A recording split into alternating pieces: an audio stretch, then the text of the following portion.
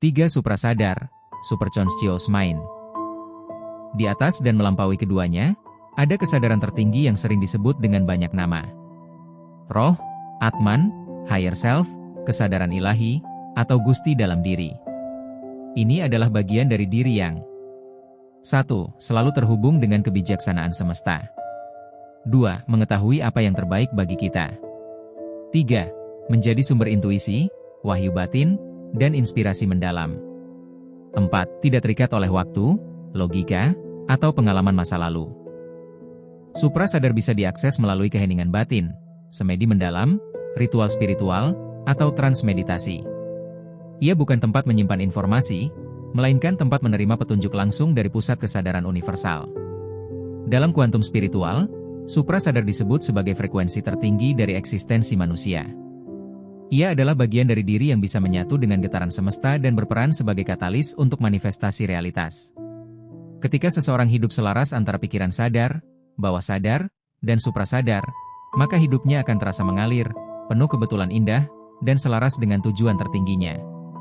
Keselarasan 3 kesadaran dalam ilmu kuantum spiritual dan supranatural, keberhasilan sebuah ritual, afirmasi, atau ajian sangat tergantung pada sejauh mana ketiga lapisan kesadaran ini selaras.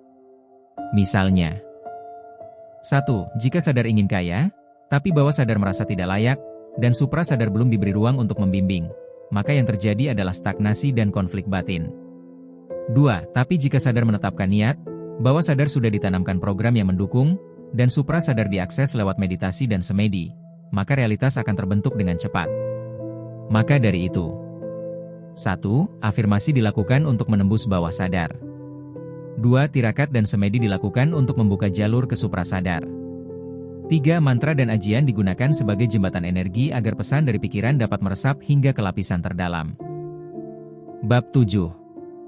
Gelombang otak dan meditasi menjelajahi alfa, theta, dan delta.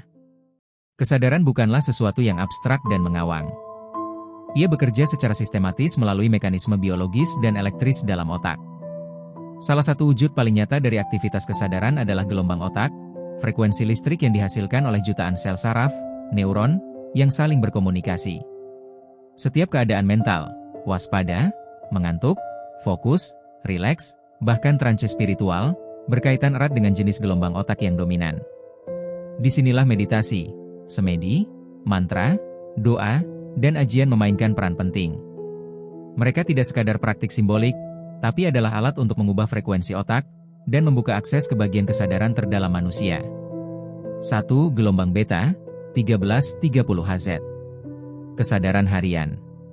Ini adalah frekuensi otak saat kita dalam keadaan sadar penuh, berpikir logis, fokus pada dunia luar, bekerja, berbicara, menganalisa. Inilah frekuensi yang mendominasi sebagian besar kehidupan modern serba cepat, aktif, dan cenderung tegang. Namun gelombang beta tidak ideal untuk menyentuh bawah sadar. Ia membuat pikiran terlalu sibuk, terlalu kritis, dan tertutup dari dimensi spiritual atau supranatural. Karena itu, semua ritual, semedi, dan latihan batin bertujuan menurunkan frekuensi ini terlebih dahulu. 2. Gelombang alfa, 812 Hz. Keheningan kreatif. Saat kita mulai relaks, lepas dari stres, dan merasa nyaman, misalnya saat mendengarkan musik lembut, menatap api, atau dalam keadaan hening setelah sholat atau semedi, gelombang otak kita bergeser ke frekuensi alfa. Alfa adalah gerbang antara sadar dan bawah sadar. Dalam keadaan ini, seseorang 1. Lebih mudah menerima sugesti. 2. Lebih terbuka terhadap visualisasi. 3. Lebih peka terhadap intuisi. 4. Mengalami inspirasi kreatif. Banyak afirmasi, berdoa, dan membaca mantra, paling efektif ditanamkan dalam kondisi alfa. Kenapa? Karena pada saat itu, pertahanan logika mulai melemah, dan pesan-pesan batin bisa masuk lebih dalam ke memori bawah sadar. 3. Gelombang theta, 47 Hz. Pintu ke alam gaib. Inilah frekuensi sakral dalam dunia spiritual dan supranatural. Theta muncul di saat seseorang 1. Bermimpi sangat dalam. 2. Dalam kondisi trance atau hipnosis. 3. Meditasi mendalam dan semedi sunyi. 4. Mengalami pengalaman spiritual seperti keluar dari tubuh, komunikasi astral, atau menerima wahyu batin. Gelombang Theta adalah frekuensi bawah sadar paling kuat. Tempat di mana? 1. Visualisasi menciptakan realitas. 2. Mantra menjadi kekuatan gaib. 3. Ajian aktif dan menyatu dengan tubuh. 4. Energi spiritual mengalir secara alami. Dalam banyak tradisi Nusantara dan Timur, semedi selama tirakat panjang dilakukan justru untuk membuka akses permanen ke gelombang Theta. Karena dalam keadaan ini, pintu-pintu spiritual dan supranatural terbuka dengan sangat lebar.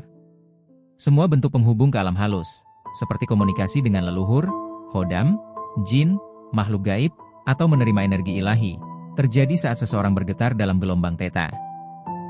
4. Gelombang Delta 054 Hz. Keheningan jiwa. Delta adalah gelombang paling lambat, muncul saat tidur paling dalam dan tanpa mimpi. Namun pada beberapa kasus, orang yang sudah sangat terlatih dalam meditasi dan semedi, bisa masuk ke gelombang delta secara sadar. Disinilah terjadi 1. Penyembuhan alami tubuh. 2. Regenerasi energi vital. 3. Penyatuan jiwa dengan kesadaran tertinggi. 4. Ketidakterikatan pada dunia dan ego. Bagi para pertapa, yogi, atau spiritualis tingkat tinggi, delta adalah kondisi kosong yang penuh. Tidak ada kata, tidak ada gambar, tidak ada niat, hanya keheningan total. Namun justru dari keheningan ini, muncul kekuatan paling besar, yaitu kebangkitan total kesadaran. 5. Gelombang dan supranatural. Kunci akses ilmu. Setiap ilmu supranatural atau spiritual bekerja berdasarkan kemampuan untuk menurunkan gelombang otak secara sadar. Ketika seseorang 1. Membaca mantra sambil hening, maka orang tersebut berada pada kondisi alpha. 2. Melakukan puasa sambil semedi, maka orang tersebut berada pada kondisi Theta. 3. Bertirakat bertahun-tahun dalam sunyi, maka orang tersebut sudah berada pada kondisi Delta. Maka ia bukan hanya menjalankan tradisi, tetapi sedang memprogram ulang kesadarannya pada frekuensi tertentu, sehingga bisa menyatu dengan kekuatan energi yang sebelumnya tidak bisa diakses pada kondisi biasa. Ajian, pengisian energi, ilmu kebal, pengasihan, bahkan pelet sekalipun, semuanya diaktifkan saat gelombang otak menurun, dan bawah sadar terbuka untuk menerima atau menghubungkan diri dengan daya metafisik yang dituju.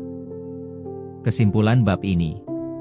Semua praktik dalam kuantum spiritual dan supranatural sejatinya adalah latihan untuk 1. Menurunkan gelombang otak. 2. Membuka pintu bawah sadar dan suprasadar. 3. Menanamkan pesan energi, dari doa, afirmasi, mantra, atau ajian, agar menyatu dengan tubuh dan realitas semesta. Setiap kali Anda bernapas tenang, membaca mantra dalam hening, atau melakukan semedi dalam gelap malam, Anda sedang mengubah frekuensi diri Anda sendiri.